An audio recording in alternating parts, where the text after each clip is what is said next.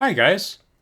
Um, I really haven't had as much time as I like to be creative and make art and stuff. Time and energy. But same difference, I guess. um, but I've been trying to push myself to hold myself accountable for making art and doing cool things more often. Um, which luckily is easier for me to do whenever it's not winter. Um, I thought I used to like winter, but I've been working on that. You can see there's actually a cool blacklight painting I'm working on the floor over there. Actually, been doing more art. Isn't that fun? But what I am here to actually show off is this game prototype that I've been working on that I was showing off a couple months ago, I think. And I just want to like show where it currently stands. Um, in the top left here, you can see the name has changed. I think before I'm not sure if I ever actually mentioned what I was calling it before, but a sound garden is what I was calling it before, but right now its working title is Dream Journals, Snowglobes, and Soundscapes. Little bit wordy, might just cut that down to Dream Journals and Snowglobes, or even just Snowglobes. Um, but the idea of that being that I kind of really just creating a scene explorer. I have a lot of ambitions for it.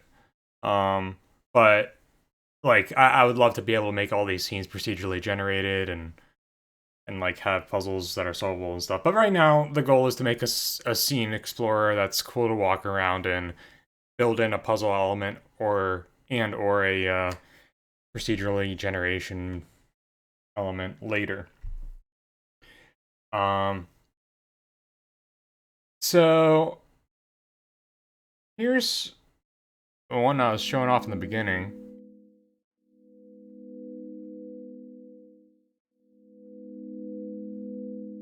I want to make sure that I can actually hear this.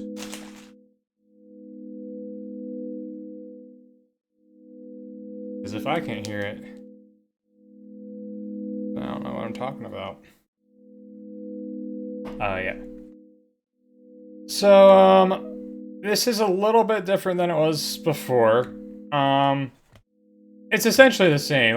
You know what, let's kill the light for a minute. I don't need the I don't need this light to actually exist right now. We'll, we'll just disable the component.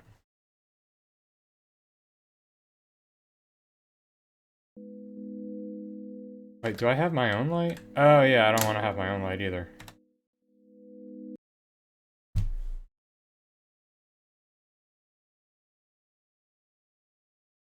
Okay. So you may recognize this from before. What's changed is that I have a kind of prototype portal here that I want to work on. Right now it doesn't actually do anything, it's just a stand-in. But here's a scene that was heavily inspired by Cairo. Um,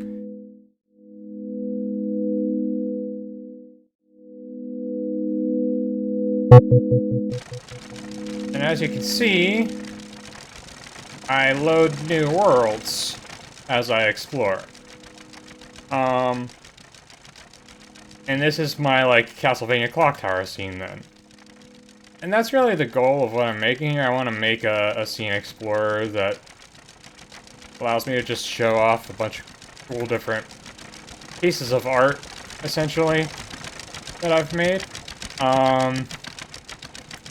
But, like, the more time I can put into it, the cooler I'll get with it, with, like, this will become maybe an actual procedurally generated clock tower, etc. I think this is really cool. It's giving me a cool way to have reasons to make sounds. I really love how these gears ended up sounding. It's so cool. I want to do more with this, but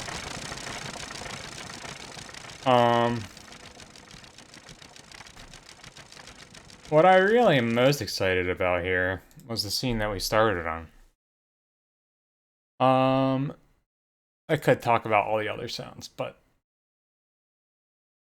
wireframe forest. Now, what's exciting to me about this is I started letting myself get a lot more weird with what I was making here. And I think that as a full game, this is gonna end up being pretty weird now that I see this. I'm kind of almost envisioning it as like a spiritual successor to LSD Dream Emulator. Which that's a whole other thing to talk about. It's some Japanese game that is, to my memory, just like a scene explorer. But what I've got going on here is pretty cool, I think, just atmospherically. So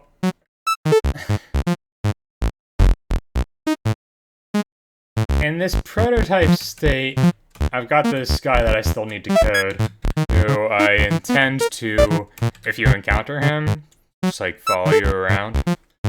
I think would be pretty cool. But like in a creepy way, like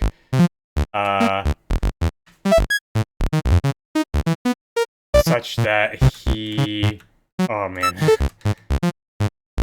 this dude, such that he's actually creepy. You don't notice him until he just like happens to show up.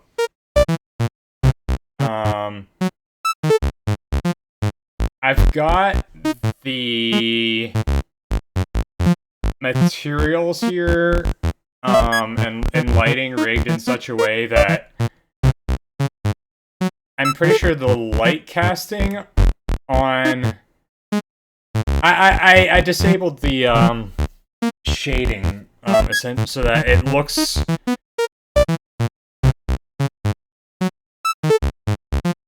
oh wait, no I didn't. I can still see some shading. Oh, I disabled the specular. So yeah, I've got this set up with I think the specular disabled on the lighting. I might want to increase the rate at which the player's like discovery flashlight pulses, but I wanted to create this like really vaporwave scene. If I get more happening, I'm gonna try to get maybe a little bit cooler of a color gradient in there. But I think one of the cooler things I've got here is, what if I just like coded some weird wildlife? And so that's supposed to be a bird. I haven't yet set his landing destinations to be the trees. Right now he just kind of rolls a dice, I think, after like every 10 seconds or something, 5 seconds maybe. Let's see if we can look at his code. No. So this is also, I intend to switch away from Quick Outline just because I want to do it my own way. But these trees are done with Quick Outline, but this guy, you can actually see, I pulled a pretty cool trick, where his outline is actually his same model, but inverted normals and slightly scaled up. I really like what that effect achieves. And I think I'm gonna go with that as like an element of this scene entirely and do all those on my own. But also something that could transfer to other scenes.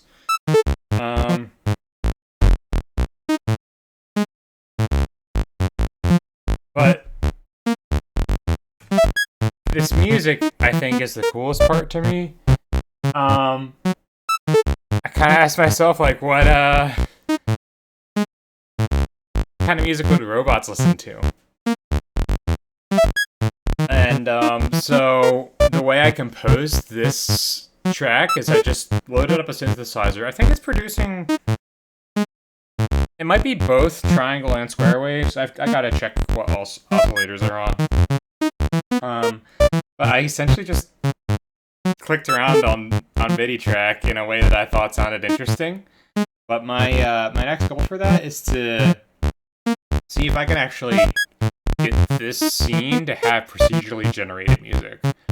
I think that would be really cool. I think that would be just like an awesome idea for such a weird scene. I'm really excited about it. That's really all that I needed to show off. Progress is limited, but happening still. I'm happy. When I hear this soundtrack, I get happy. And that's it for now. See you later.